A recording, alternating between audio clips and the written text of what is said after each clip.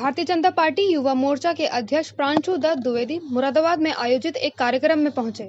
मुरादाबाद पहुंचने पर कार्यकर्ताओं ने प्रदेश अध्यक्ष का फूल माला पहनाकर भव्य स्वागत किया। कार्यक्रम को संबोधित करते हुए प्रदेश अध्यक्ष ने कहा कि विधानसभा चुनाव के लिए मात्र 7 महीने का समय ही बाकी रह गया है और इस बार भारतीय जनता पार्टी युवाओं के सहारे 350 सीटों पर जीत हासिल कर एक बार फिर चुनाव जीतेगी। प्रदेश अध्यक्ष ने सपा और बसपा पर निशाना साधते हुए कहा कि ये दोनों पार्टियां चुनाव के समय ब्राह्मणों को लालच देने का काम कर रही हैं, लेकिन इन दोनों पार्टियों के लोगों को यह नहीं पता है कि ब्राह्मण सबसे बुद्धिजीवी होता है।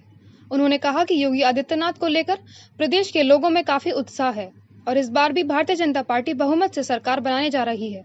Bureau report. देखिए, ब्राह्मण वाले विषय में एक बात कहना चाहता हूं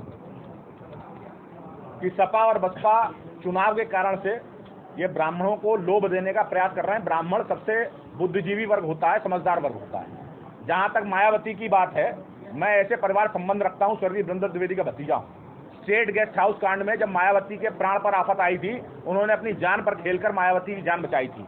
लेकिन जब मेरे भाई द्विवेदी जी के बेटे मायावती के पास मदद मांगने गए थे, उन्हें पार्टी से बिना किसी कारण अपमानित होकर बाहर निकाल दिया था। मुझ पर रासुका लगाई थी। मैं 10 महीने तक उस सरकार में जेल में रहा था। तो और बाद में मायावती ने स्वयं सपा से पैक्ट कर लिया था, यानी जिन्होंने उनकी हत्या का प्रयास किया उनसे पैक्ट कर लिया और जिन्होंने जान बचाई उनके बारे में ध्यान नहीं दिया। तो ये ब्राह्मणों की जिस तरह की बात कर रही मायावती कोई मतलब नहीं है। उसके अलावा समाजवादी पार्टी के अखिलेश यादव भी कहते हैं कि भगवान परशुराम की मूर्ति लगवाएंगे।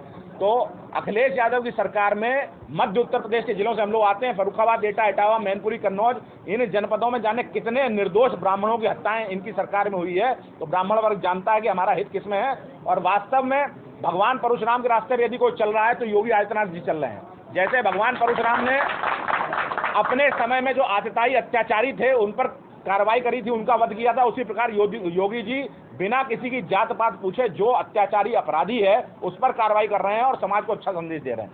देखिए, 7 महीने बाद उत्तर प्रदेश में विधानसभा के चुनाव हैं और युवा मोर्चा गठन भी होना है। योगी जी को लेकर पूरे प्रदेश के नौजवानों में एक ज़बरदस्त उत्साह है और उत्साह को देखकर मैं कह सकता हूं कि इस बार नौजवानों के साथ हम लोग 350 सीटें जीतने वाले नौजवानों को नेतृत्व में और एक बहुत बहुमत की सरकार होने वाली है।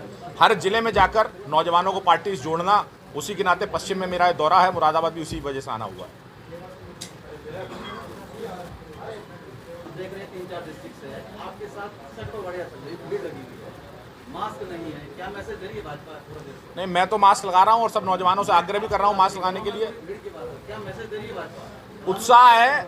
अभी हम लोगों ने वैक्सीनेशन का कार्यक्रम चलाया था। 15 तारीख तक हर नौजवान लगा हुआ था कि देश में ज़्यादा से ज़्यादा वैक्सीनेशन हो और कोरोना के संबंध में एकमात्र चारा वैक्सीनेशन है। तो वैक्सीन ज़्यादा से ज़्यादा लगे इसके लिए प्रयास कर रहे हैं। अब उत्साह के कारण लोग निकल रहे हैं, बाकी इसके लिए क्या कर सकते हैं। इतना कह सकते हैं कि हमारी सरकार किसी द्वेष भावना से किसी के ऊपर कार्रवाई नहीं करती।